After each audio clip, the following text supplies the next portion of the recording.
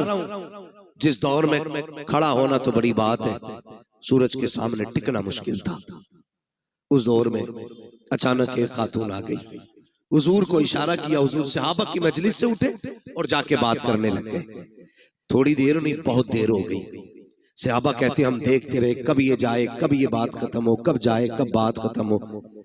जानते, कहते हुजूर पैर बदले बगैर उससे बात करते रहे थे, पैर बदले बगैर।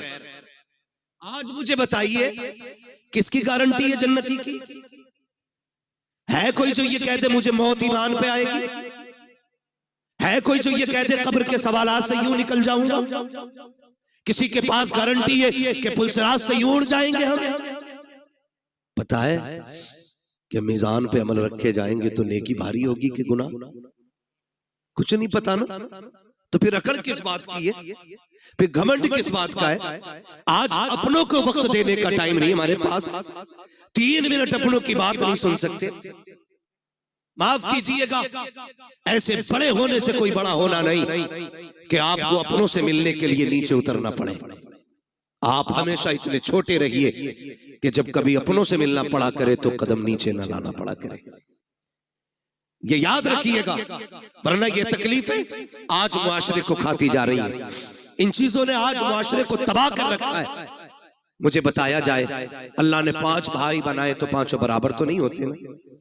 कोई 50,000 कमाता है, कोई 1 लाख कमाता है, कोई किस्मत से 5 लाख कमा रहा है, कोई मुकद्दर से 10 कमा रहा है, कोई 50 लाख कमा रहा है। लेकिन एक ऐसा है जो सिर्फ ठेला लगाता है। भाई वो भी नहीं कही, वो भी ठेला लगा रहा है। मुझे बताओ, एक बाप के 5 बेटे, एक 50 लाख कमा रहा है, एक ठेला लगा रहा है। बताओ कसूर किसका है? कोई कह सकता है कि ये जो ठेला लगा रहा है इसने कोई गुनाह किया था जिसकी वजह से इसको ठेला दिया गया? या जो एक साइन से 50 लाख कमा रहा है इसने कोई ऐसी नेकी की थी कि इसके एक साइन से 50 लाख पैदा होते चले जा रहे हैं? ऐसा तो नहीं होगा ना। जब सारे ही अल्लाह के बंदे हैं तो फिर ये फर्क किस लिए? तो फरमाया गया, याद रखना, खुदा किसी से लेके आजमाता है और खुदा किसी को दे के आजमाता है। किसी से लेके आजमाया जाता है, किसी को बोले, किसी को दे के आजमाया जाता है। तेरी मेरी खुराक कितनी? 1 रोटी, 2 रोटी, 3 रोटी, 5 रोटी, 10, बस। अगर बंदा कमा रहा है 50 रोटियों का तो फिर सोचना तो बनता है ना कि मेरी खुराक तो 10 रोटी थी, अल्लाह ने 50 का पैसा क्यों दिया? अगर ये ख्याल आए, फिर मुड़ के रिश्तेदारों को देखो, फिर मुड़ के खानदान को देखो, फिर पड़ोस को देखो, फिर लोगों की जरूरतों को समझो। अगर तेरे दरवाजे पे कोई जरूरतमंद रहता है, कभी एक वक्त का खाना उसे भी खिला दिया करो। अगर तुम्हारे पड़ोस में कोई गरीब रहता है, कभी उसके भी काम आ जाया करो। अगर तुम्हारे पड़ोस में ऐसे लोग रहते हैं कि जिनके पास दवा के लिए पैसे ना हो, तो अपने बच्चों के बर्गर पिज्जे छोड़ करके कभी किसी गरीब को दवा भी दिलवा दिया करो। लेकिन हो क्या गया है, हम अपनी कमाई की कसरत को अपना हुनर समझते हैं, फन समझ करके उसको तिजोरी में इकट्ठा करते हैं। और तुम्हें खुदा का वास्ता, अल्लाह कादिर मुतलक है, जैसा वो देना जानता है वैसा लेना जानता है। अगर देने पे आता है चप्पर फाड़ के देता है, अगर लेने पे आता है चमड़ियां उधेड़ के ले लेता।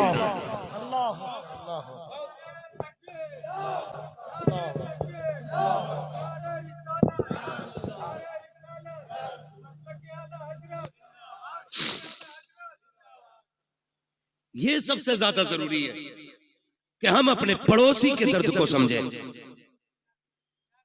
हम अपने जरूरतमंद भाई को देखें। कसम खुदा की ये बहुत बड़ी नेकी थी, लेकिन नहीं जी, आज तो बोटी अपने घर खाता है और खिलाल पड़ोसी के सामने जाके करता है। क्यों? कि आज पाए तोड़ के आ रहा हूं, आज पाए तोड़े, आज मैंने चिकन खाया, आज मैंने मटन खाया। इस्लाम क्या कहता है? मेरे नबी ने फरमाया, तुम्हें इजाजत नहीं है कि तुमने अगर हड्डी वाला गोश्त खाया हो तो अपने दस्तरखान की हड्डी अपने दरवाजे पे डालो। कहीं ऐसा ना हो तुम्हारे पड़ोस में कोई गरीब रहता हो और उसके बच्चों की निगाह हड्डियों पे पड़ गई और उनका दिल अगर कह गया काश हम भी गोश्त खाते, और बच्चों के बाप की हैसियत नहीं हुई गोश्त खिलाने की, तो फरमाया गरीब का दिल टूट जाता। हमारा इस्लाम तो पड़ोसियों के सामने हड्डी डालने की इजाजत नहीं देता। हम तो खिलाल इसलिए करते हैं ताकि मेरे चर्चे होने चाहिए, इसके दस्तरखान का आला खाना होता है, इसके बच्चे अच्छे से अच्छे खाया करते हैं। और तुम्हें खुदा का वास्ता हुजूर के दिए हुए दीन को समझने की कोशिश करें, पहचाने हमारा तरीका क्या होना चाहिए। आज हालात ये है कि नामवरी के लिए हम करोड़ों रुपए बेटों की शादियों में तो उड़ा दिया करते हैं, लेकिन जरूरतमंद लोग जाकर के हॉस्पिटल में देखो 2-2 रुपए की दवा के लिए तरसते रहते हैं। काश उन्हें वक्त पे पैसा मिल जाता, शायद किसी को हार्ट की गोली मिल जाती, किसी का ब्रेन हेमरेज होने से बच जाता, किसी की किडनी बच जाती, लेकिन करे क्या, हमें सिर्फ अपना नजर आया, इसलिए कौम का बेड़ा गर्क होता जा रहा है। और हमने सारी जन्नत सिर्फ मस्जिदों में जाके ढूंढी है। और तुम्हें खुदा का वास्ता मस्जिदों में भी जाया करो, लेकिन कभी कभी हॉस्पिटल चले जाया करो। हो सकता है तेरे 100 रुपए से किसी गरीब की जान बच जाए। खुदा की कसम, अगर ऐसा हो गया काबे वाला भी राजी हो जाएगा, मदीने वाला भी। नारे तकबीर, नारे रिसालत, फैज़ाने पंजतन कॉन्फ्रेंस। सुभान अल्लाह। ये एक रस्म चल रही है, और अगर पहली बात तो करते ही नहीं, और करते भी हैं तो जलील करते हैं, जलील करते हैं, जलील। मैं 2-3 फोन मोहम्मद अली भाई आए कि आपको बुलाना चाह रहे हैं, क्यों? कहा हम इज्तिमाई शादी करेंगे इस बार। इज्तिमाई शादियां करें, अच्छी बात है, लेकिन कुछ अगले ही दिन ना, जिस दिन इज्तिमाई शादी थी, फोन पे अब तो सारी खबरें चलती, फोटो आ गया अखबार, 20 बच्चियां दुल्हन बनी, उन 20 बच्चियों के फोटो थे। मैं पूछना चाहता हूं, ये जो इज्तिमाई निकाह की लोग रस्में करते हैं ना, रस्में क्यों? ताकि किसी गरीब का भला हो जाए, यही तो नियत होती है ना।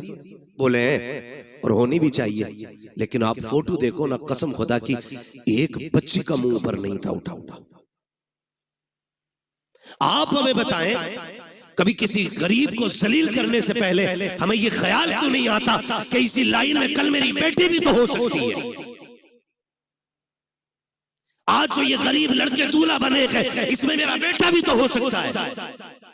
क्यों नहीं सोचते हो? अल्लाह के लिए बईद नहीं। समझे जरा, सोचे, अल्लाह कादिर मुतलक है।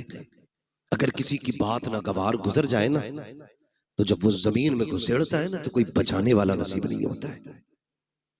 हुए नाम वर्बे निशा कैसे कैसे, जमीन खा गई आसमां कैसे कैसे। आज अखलाक नहीं हमारे पास। पहली बात तो मदद करने तैयार नहीं, और करते भी हैं तो जलील करते हैं हम, जलील करते हैं हम। आ रहा है रमजान शरीफ का महीना, बटेंगे इफ्तारियां अमीरों की चौखट पे, लगेगी लाइन गरीबों की गुर्बत का बनेगा तमाशा। बच्चियों को 2-2 घंटे धूप में बैठाया जाएगा, बेवाएं आके सुबह से लाइन में लग जाएंगी। सेठ साहब सहरी खा के जब सोएंगे ना, तो 12 बजे से पहले उठेंगे नहीं वो। उस लाइन में कितनी गरीब बच्चियां बैठे बैठे थक गई, इस अमीर सादे हरामखोर को क्या पता है। मत बांट ऐसी इफ्तारी, नहीं चाहिए तेरे घर का ऐसा राशन जो किसी गरीब की गुर्बत का तमाशा बनाए।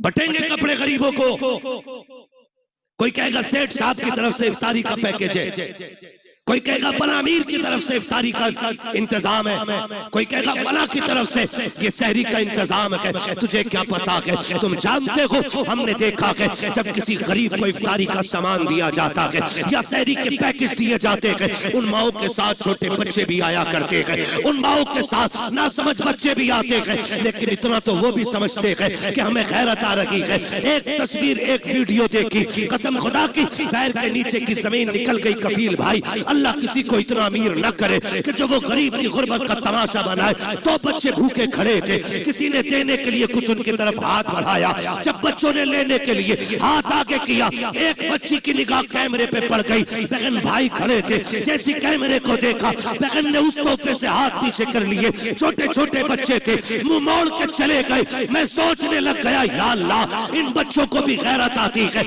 लेकिन इन बेगैरतों को गैरत क्यों नहीं आई? जब बच्ची के सामने कैमरा आया,